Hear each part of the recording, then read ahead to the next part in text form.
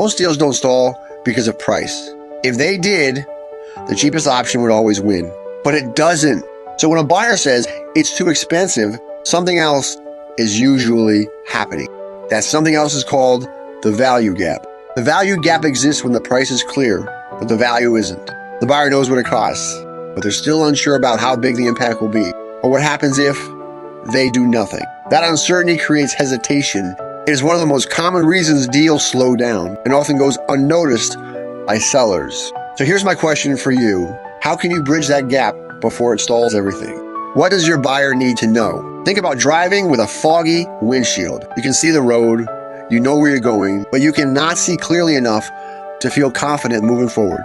So what do? You don't speed up, you slow down. That hesitation is exactly what a value gap feels like to a buyer. When a value gap exists, decisions slow down, urgency disappears, and confidence drops.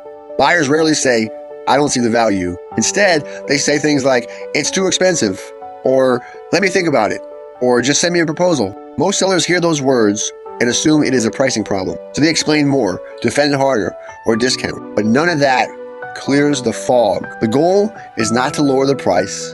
The goal is to raise clarity. Because when value becomes clear, price stops being the obstacle. And if your buyer can't see how what you offer solves their pain, they won't justify spending on it. When a buyer says it is too expensive, pause before you react.